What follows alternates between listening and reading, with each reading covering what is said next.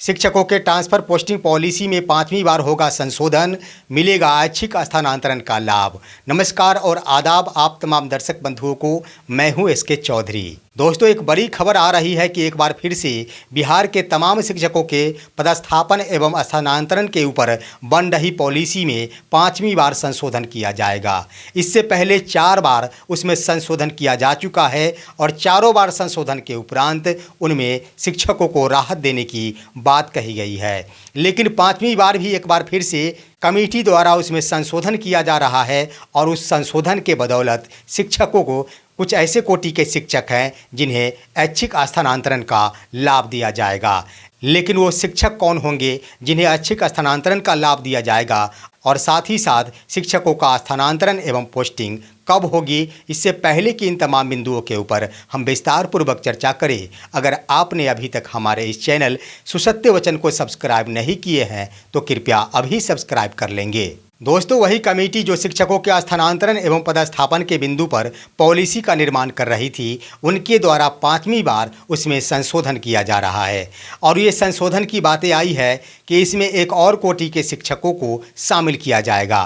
पहले जहां 4 कोटियों में विभक्त किया गया था शिक्षकों को, जिन शिक्षकों को स्थानांतरण एवं पदस्थापन के बिंदु में शामिल किया जाएगा, लेकिन अब शिक्षकों की कोटि को 4 की जगह 5 कोटि में विभक्त कर दिया गया है। और विद्यालय भी पहले जहां 4 कोटियों में विभक्त थे उसे भी 5 कोटियों में विभक्त कर दिया गया है। दोस्तों, हम कह दें कि 4 कोटि जो पहले थे उसमें एक थे महिला शिक्षिका, दूसरा था दिव्यांग एवं असाध्य रोग से पीड़ित शिक्षक, तीसरे थे 40 वर्ष से कम आयु वाले शिक्षक और चौथे थे 40 वर्ष से ऊपर वाले शिक्षक। इन 4 कोटियों में विभक्त किया गया था बिहार के तमाम शिक्षकों को। लेकिन इसमें 5वां कोटि शामिल कर दिया गया है वैसे शिक्षक जिनकी सेवानिवृत्ति होने वाली है, यानी जो रिटायर होने वाले हैं। इसके तहत सरकार अभी घोषणा नहीं की है कि आखिर कितने वर्षों में रिटायर होने वाले शिक्षकों को इसमें सम्मिलित किया जाएगा। लेकिन ये आशा जताई जा रही है और जो भी अन्य विभागों में कि 2 वर्षों की सेवा का ख्याल अवश्य ही रखा जाता है।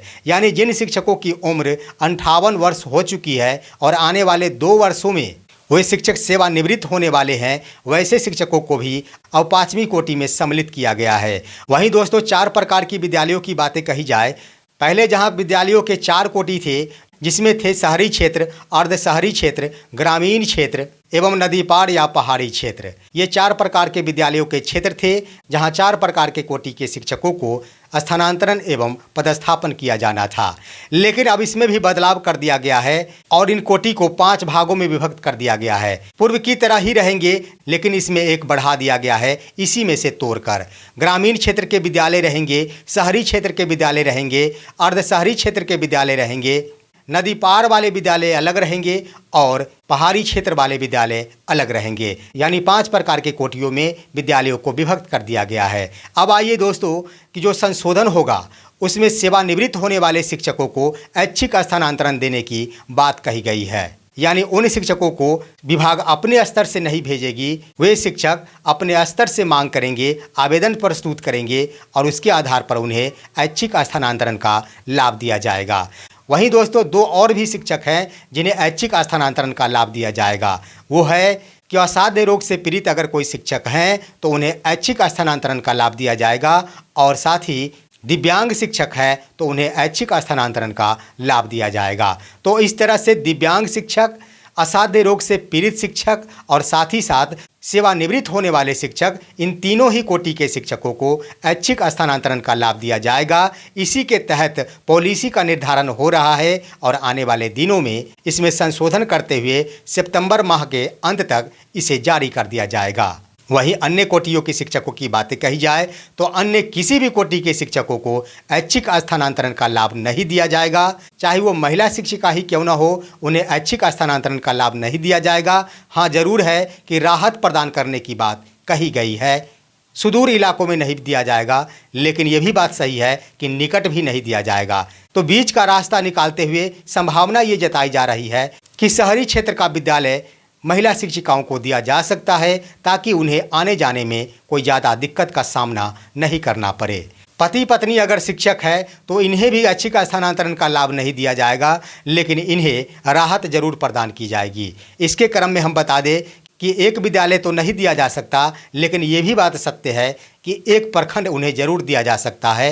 एक प्रखंड में उन दोनों को पदस्थापित किया जा सकता है। वहीं अगर 40 वर्ष से ऊपर वाले शिक्षकों की बात कही जाए तो निश्चित रूप से इन शिक्षकों को अर्ध शहरी क्षेत्र प्रदान किया जा सकता है, क्योंकि ये भी बातें कही गई थी कि ज़्यादा उम्र वाले शिक्षकों को हम राहत प्रदान करेंगे, तो उन्हें अर्ध शहरी क्षेत्र प्रदान किया जा सकता है। इस आधार पर शिक्षा विभाग द्वारा ये कहा जाएगा कि इन्हें भी हम राहत प्रदान किए हैं।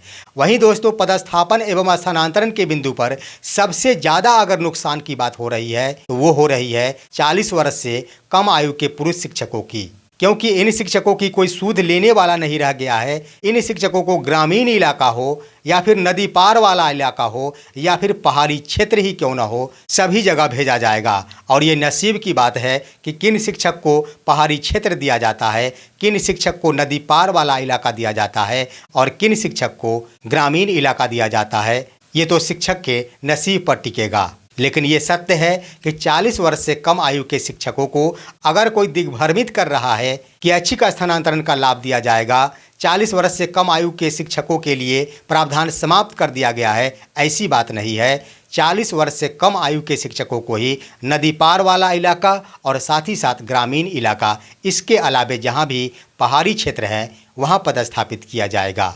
अब दोस्तों आते हैं कि आखिर शिक्षकों की पोस्टिंग कब होगी, शिक्षकों का स्थानांतरण कब होगा।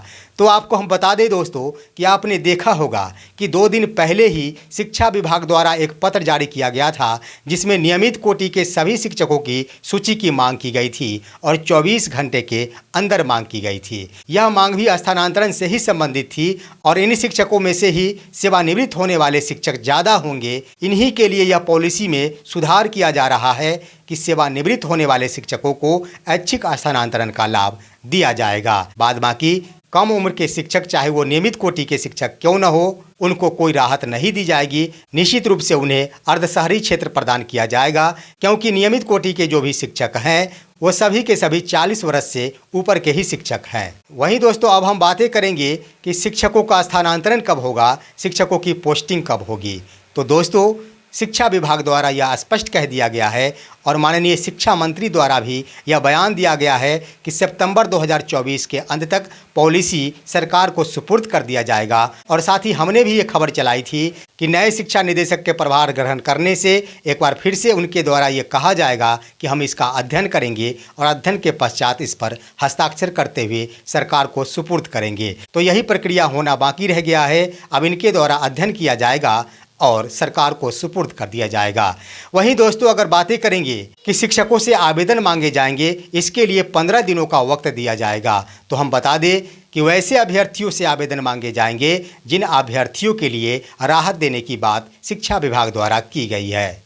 और राहत के क्रम में ऐच्छिक ट्रांसफर वाले अभ्यर्थियों से ही आवेदन मांगे जाएंगे। बाद बाकी शिक्षा विभाग द्वारा अन्य कोटि के शिक्षकों को अपने स्तर से जो भी राहत प्रदान की जा रही है उसके लिए आवेदन नहीं मांगे जाएंगे। मुख्य रूप से दिव्यांग शिक्षकों से, असाध्य रोग से पीड़ित शिक्षकों से और साथ ही सेवानिवृत्त होने वाले शिक्षकों से आवेदन मांगे जाएंगे और उस आवेदन के आधार पर ही उनको ऐच्छिक स्थानांतरण का लाभ दिया जाएगा। वहीं दोस्तों, फेज वाइज तरीके से स्थानांतरण एवं पदस्थापन होगा। पहले सितंबर महीने में पॉलिसी जारी होने के बाद सरकार द्वारा शेड्यूल जारी किया जाएगा। उसके बाद 15 दिनों का वक्त लगेगा जब आवेदन लिए जाएंगे। इस तरह से अक्टूबर महीना समाप्त हो जाएगा। उसके बाद प्रक्रिया स्टार्ट होगी। प्रक्रिया के क्रम में हम बता दें कि क्रमवार तरीकों से शिक्षकों का स्थानांतरण एवं पदस्थापन होगा। लेकिन हम सबसे बड़ी बात कहना चाहेंगे दोस्तों कि तमाम कोटियों के शिक्षकों को स्थानांतरण होगा। जहां नियोजित शिक्षकों की बातें कही जाए तो इनका पदस्थापन किया जाएगा और बीपीएससी वाले शिक्षक हो या फिर नियमित कोटि के शिक्षक हो, इनका ट्रांसफ़र किया जाएगा।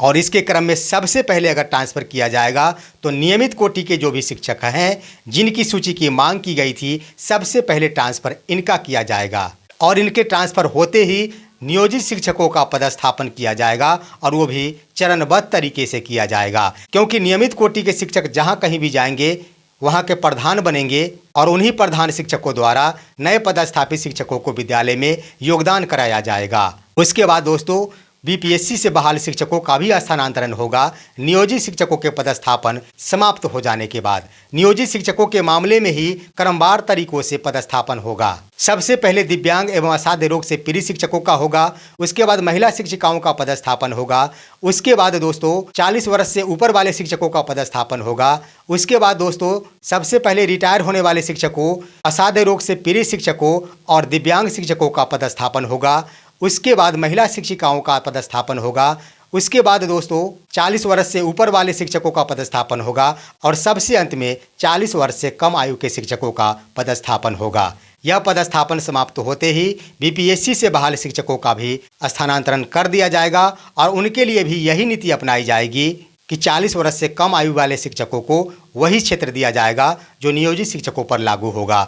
तो इस तरह से तमाम कोटियों के शिक्षकों के लिए पॉलिसी का निर्धारण हो रहा है और ये मानकर चला जाए कि एक साथ विद्यालय में कार्यरत सभी के सभी शिक्षकों का स्थानांतरण एवं पदस्थापन होगा और उस विद्यालय में वही शिक्षक रह जाएंगे जो शिक्षक विशिष्ट शिक्षक नहीं बन रहे हैं, जो कि नियोजित ही रहना चाह रहे हैं। वे सारे शिक्षक अपने मूल विद्यालय में ही बने रह जाएंगे। फिलहाल इन तमाम बिंदुओं पर आप सभी का क्या राय है? आप सभी हमारे इस वीडियो को लाइक करते हुए तमाम दोस्तों के पास शेयर कीजिए और अब दीजिए अपने ही दोस्त एसके चौधरी को इजाज़त। जय हिंद, जय भारत।